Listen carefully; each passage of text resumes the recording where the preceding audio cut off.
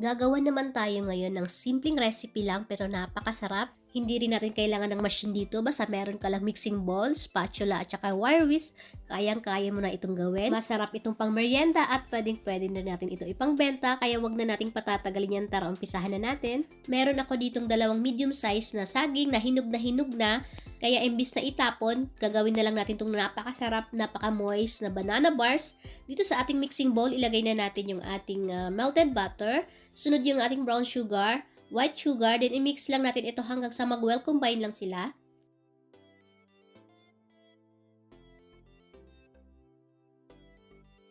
Isunod na rin natin yung 1 medium size na egg, vanilla, at saka yung ating yogurt. Ito yung unflavored na yogurt. Pwede kayong gumamit ng sour cream. Pero kung wala naman kayo nito guys, pwede kayong gumamit or pwede kayong gumawa ng homemade sour cream. Sa 1/2 cup na all-purpose cream or heavy cream, maglalagay lang kayo ng 1/2 tablespoon na white vinegar or lemon juice. Ayan, meron na kayong homemade na sour cream or yogurt. Basta iset nyo lang siya or i-rest nyo lang siya guys ng 5 minutes bago nyo siya gamitin.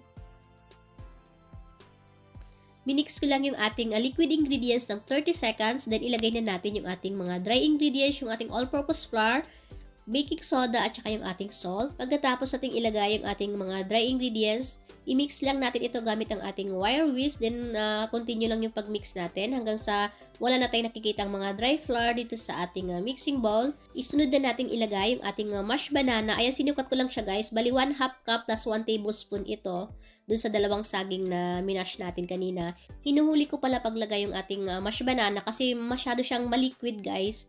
Kaya dapat sa huli na natin siya ilalagay para hindi ganun karani yung texture ng ating butter mixture. Then gumamit lang ako ng spatula na dito para hindi natin siya ma-overmix. Then ilagay na natin yung ating chocolate chips at saka yung ating walnuts. Pwede kayong gumamit yung mga regular nuts lang or pwede naman kahit wala. Pero pag ganito kasi mga banana flavor guys ng cake or bars, masarap kapag may mga crunchy time nangunguya yung mga iba't ibang klase ng nuts. Ayan, basta kung ano yung available sa inyong kitchen, ay pwede nyo gamitin yun dito.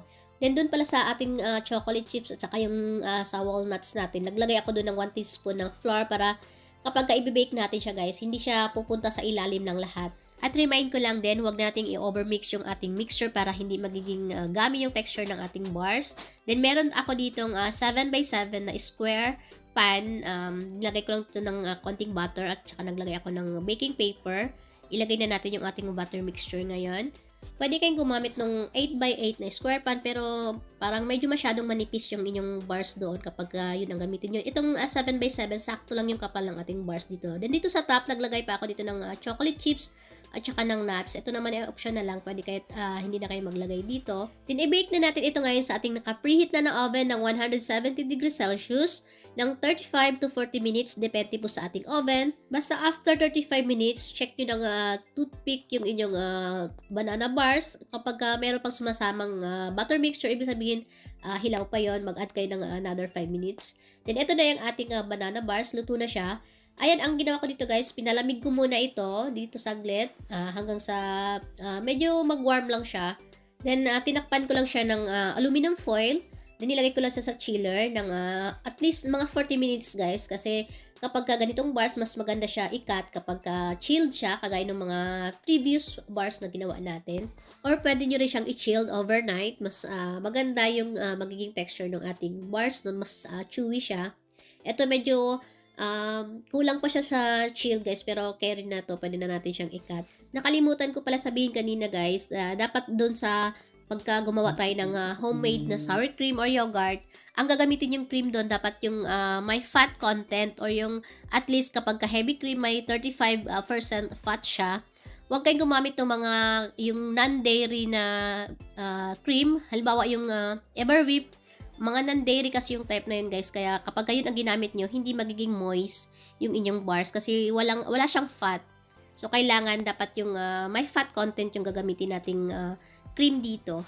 Ikat na natin ngayon yung ating banana bars. Depende na sa inyo guys kung ano yung magiging shape. Pwede yung pahaba, yung pagkakat nyo dito, or depende rin kapag ipangbenta nyo siya, isukat nyo dun sa packaging nyo or kung saan nyo siya ilalagay.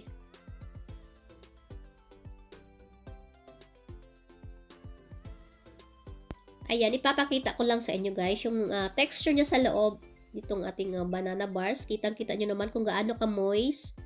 Ayan, kapag ganitong type ng bars, halimbawa katong nilagyan natin ng banana, masarap siya guys kasi habang tumatagal, mas lalo siya nagiging moist.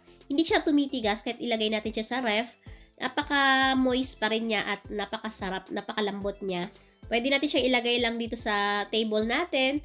Or pwede din natin siyang ilagay sa chiller kung gusto nyo mas tumagal pa yung shelf life niya. Basta kagaya ng sinabi ko dun sa ating mga ginawang bars, kailangan ilagay natin siya sa airtight container na hindi siya na-expose sa hangin para hindi maapektuhan yung texture niya. Pwede nyo na itong ipang dagdag sa inyong pinagkakakitaan ngayon guys. Napaka-konti lang ng ingredients, napaka-simple lang at yung banana or yung saging marami tayong nabibili sa palengke kapag yung mga overripe na o yung mga hinog na guys, murang-mura na lang nila binebenta yun.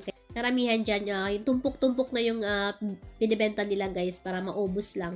Doon naman sa ating pang-toppings, pwede tayong gumamit yung mga ordinary nuts lang na yun. Masarap din naman yun guys kahit hindi ganun kamahal. Kaya hindi ganun kalaki yung magiging capital or puhunan natin dito kapag gawin natin siyang ipangbenta or pang negosyo. At napakadali lang din yung gawin. Hindi natin kailangan ng mga machine dito or yung panghalo. Kailangan lang natin dito ng malaking mixing bowl kapag maramihan yung gawa nyo dito.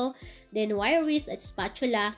Ayan, makakagawa na kayo nitong napakasarap na banana bars. Ayan, kita-kits po tayo ulit sa aking susunod pong mga videos. Marami pa po tayong aabangang mga recipe. Maraming salamat po sa inyong panonood. Mag-iingat po tayo palagi.